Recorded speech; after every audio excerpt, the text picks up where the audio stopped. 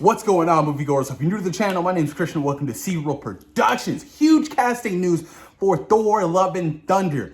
Just when we thought it couldn't get any bigger, it gets even bigger by adding the man, the myth, the legend, Russell Crowe himself. He's been spotted with the cast and crew at some kind of sporting event.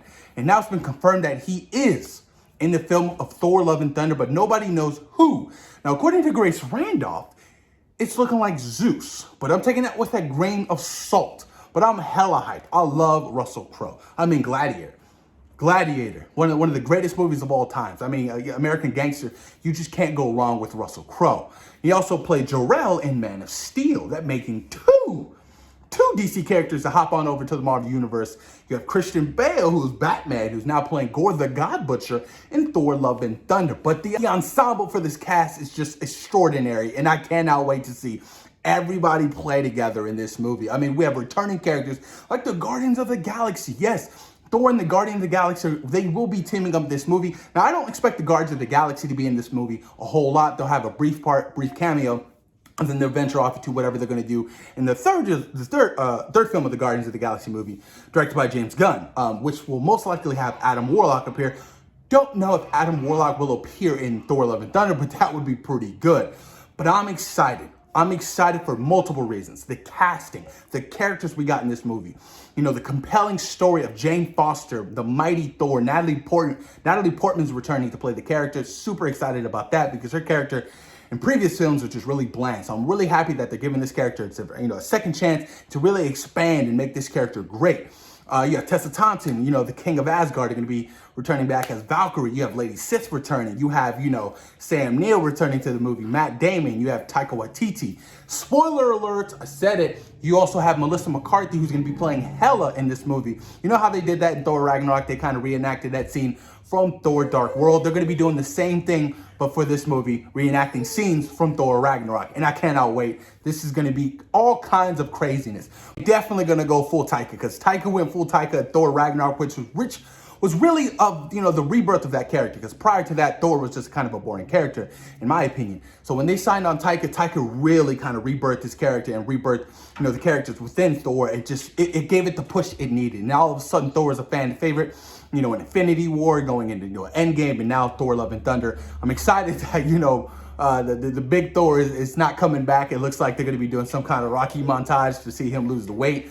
But I cannot wait, man. Thor: Love and Thunder is going to be crazy. I'm excited to see some gods, because essentially the story of Gorr the Butcher is he feels betrayed by the gods because he called out to them, but they didn't help him.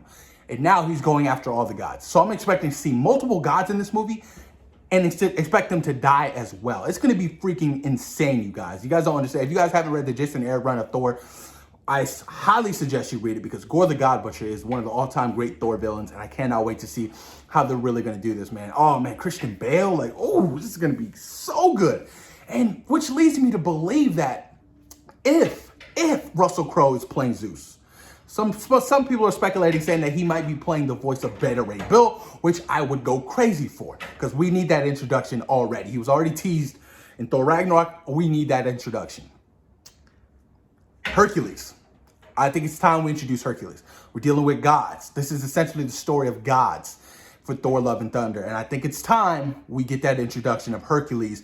That would be a fight. Oh, man, that would be a huge character to introduce into the world of Thor. And I'm pretty sure I'm not the only person who feels that way. But I'm excited, man. I'm so excited for this movie. This movie is going to be huge on so many levels. They said it's on the type of an Avengers type film, and I understand where they're coming from, because look at the cast, look at the ensemble already. It is huge. And you add, the great characters, you got the story, the action, the cosmic world. This is going to be so damn fun. I cannot wait, you guys. Thor: Love and Thunder.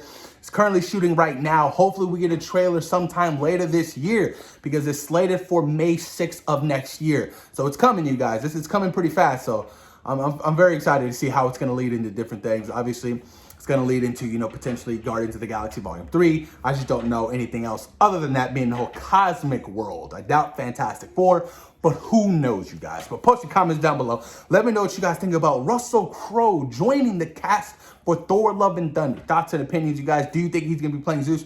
Do you think he's going to be doing the voice for Beta Ray Bill? Who do you think? Post your comments down below, you guys. And thank you for taking time to your day for watching Zero Productions. Peace.